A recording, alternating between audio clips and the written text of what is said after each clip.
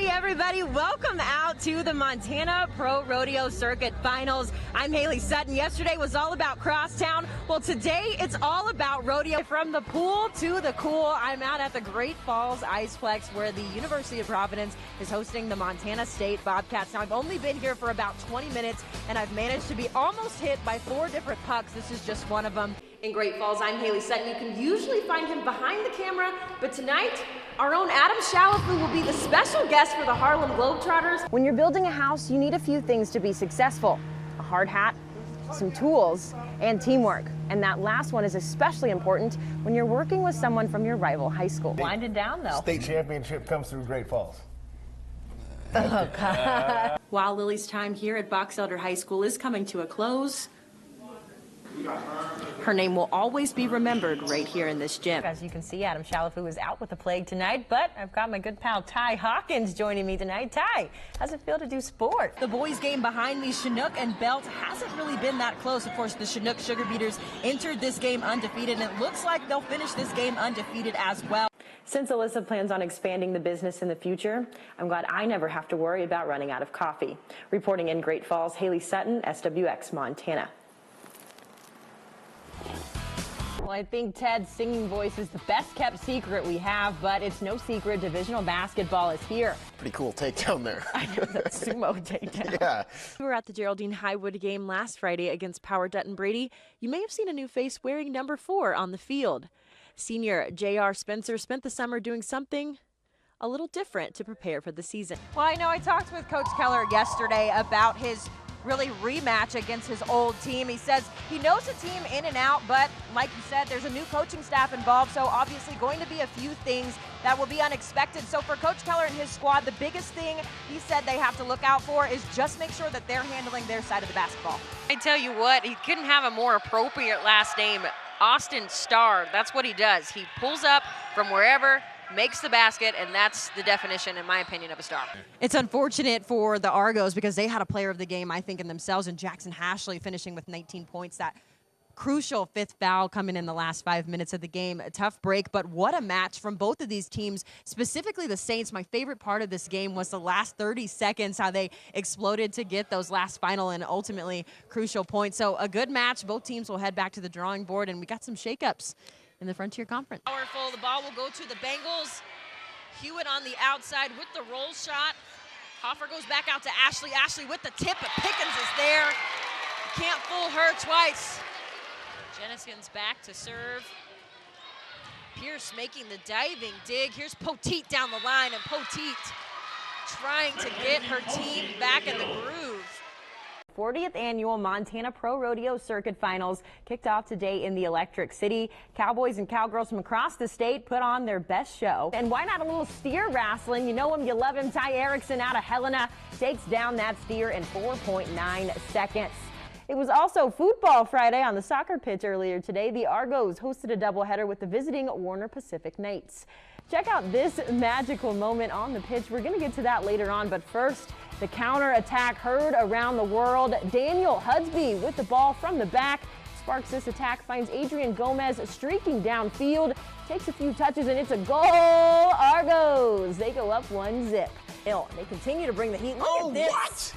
Justin Sullivan literally putting his defenders on skates. The MR High School was packed tonight for Game 2 of the Electric City Crosstown Clash.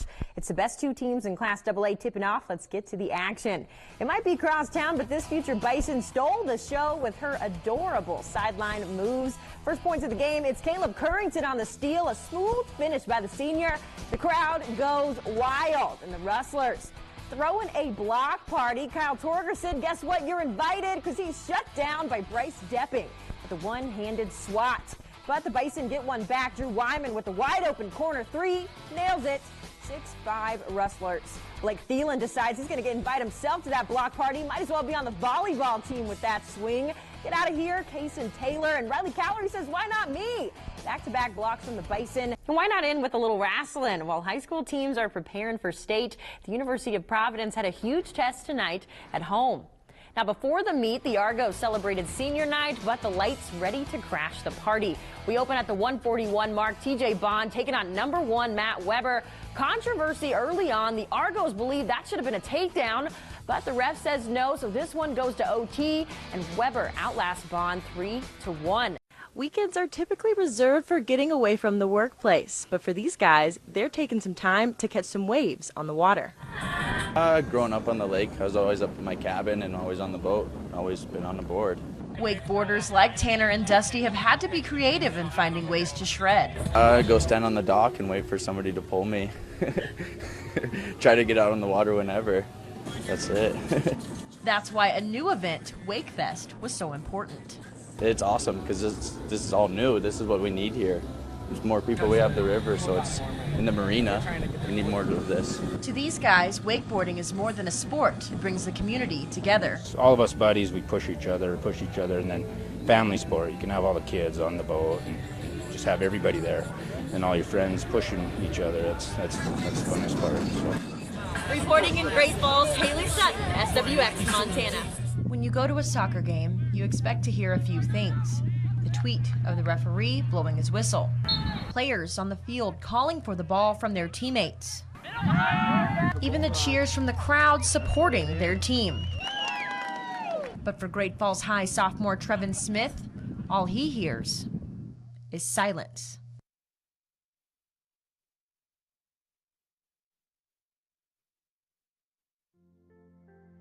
Not only was it harder for Trevin to communicate, he also had to deal with people poking fun at him.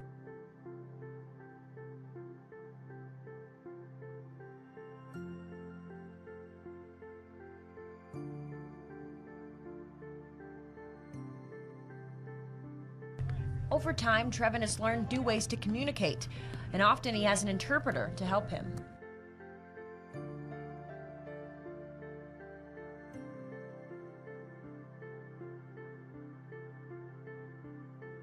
But Trevin is also a teenage boy, and he says he doesn't want his deafness to, well, cramp his style.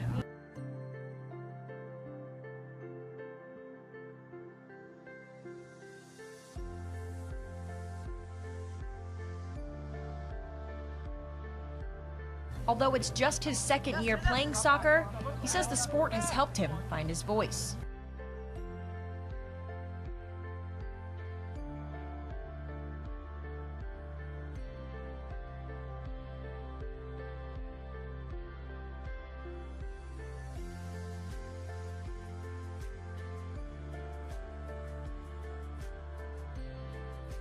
He has learned to pick his head up so he can see what we're trying to get to him, and he keeps turning around and looking at us to see what's the call, what are we asking him to do, and he's gotten better and better at it throughout the last couple of years.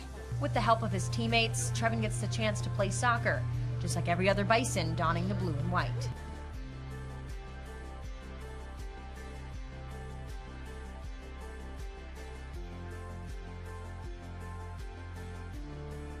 In addition to football, Trevin is also a pretty good wrestler and hopes to become an underwater welder when he gets older. Ultimately, though, he just wants to be like everyone else, with or without hearing. He's another guy, just another teammate.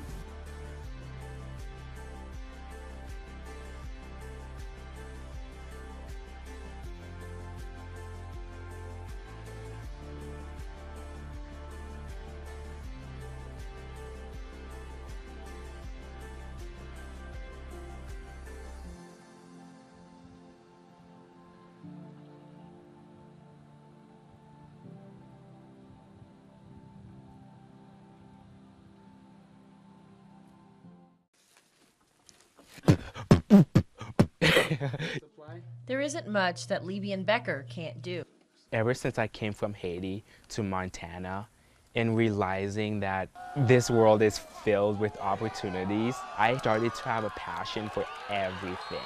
While the running back now spends most of his time on the football field with his teammates, 8 years ago he was living in an orphanage in Haiti after his biological mother could no longer care for him. In a place like Haiti, family taking care of of a kid is probably very difficult with the environment you're living in. And so her options were probably to either put me in a place where I'm safe and taken care of or put me on the street. Step in Chad and Kristen Becker, who knew they wanted to add to their family of 5. Well, we decided we wanted to adopt, and we had 3 biological kids.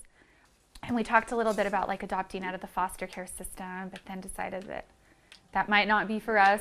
And we were flipping through stuff, and Peyton saw Lebian's picture, and he was like, I want that little boy to be my brother. Nothing was as great as knowing that you've been adopted by a parent, especially from Montana. If you're going to Montana, you were the cool kid basically in Haiti. Finally, after 4 years, Lebian and his little sister G came home to Fairfield in 2010.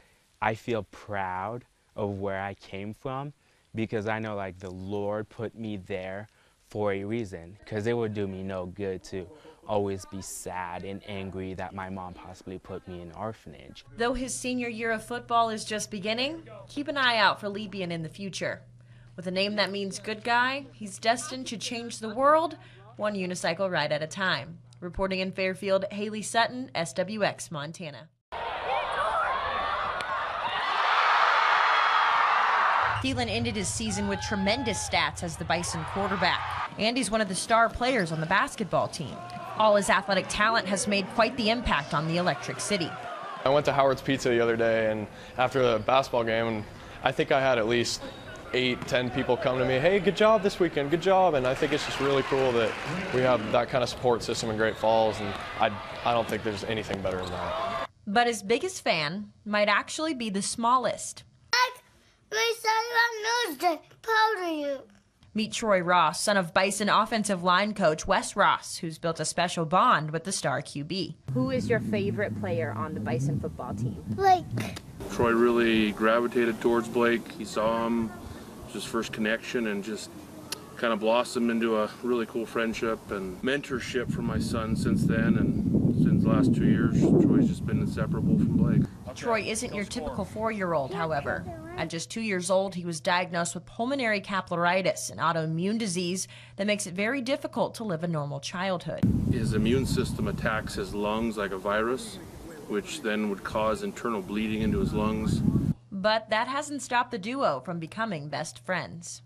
What is your favorite thing to do with Blake? Hey, football. I think it's pretty humbling, and it's such an honor because, I mean, he could be looking up to anybody else, and the fact that he looks up to me is pretty cool and pretty special. As a coach, you know, being honored to be a small part of his success has been phenomenal, but what he does for my family, what he does for my son especially, and my daughter and wife is just, it's amazing. This continues to boost Troy's morale and help him overcome some of his dark times. While Troy won't be able to cheer on his favorite Bison from Memorial Stadium anymore, He still has plenty of time to cheer him on right here in the gym. That's your check on sports. We'll be right back.